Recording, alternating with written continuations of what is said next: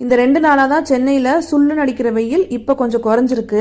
அப்ப கூட காலையில இருந்து மத்தியானம் வரைக்கும் மாடிக்கு வர முடியாது. சரி, அந்த ஈவினிங் டைம் தான் சரி கார்டனிங் ஒர்க்லாம் கொஞ்சம் பார்க்கலான்ட்டு வந்தேன்.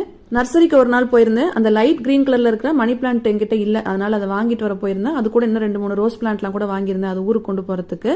சரி, இந்த அவரைச்செடி ஒன்று வேஸ்டாவே வளர்ந்துட்டு இருந்துச்சு. அதுல பூவும் இல்லை காயும் இல்லை, அதெல்லாம் புடுங்கி போட்டுட்டு அந்த பவுல்ல இருந்து அந்த மண்ணெல்லாம் எடுத்து கொட்டிட்டு மறுபடியும் ஒரு பாட்டிங் மிக்ஸ் தான் பண்ணேன். இதுக்கு பாட்டிங் மிக்ஸ் பண்ணணும்னு அவசியம் கிடையாது, பட் எனக்கு அது போட்டாதான் ஒரு சாட்டிஸ்பாக்சன். என்கிட்ட என்னென்ன ஆர்கானிக் ஃபெர்டிலைசர்ஸ்லாம் இருந்ததோ அதெல்லாம் கொஞ்சம் கொஞ்சமா அப்படியே போட்டு பாட்டிங் மிக்ஸ் ரெடி பண்ணிட்டேன்.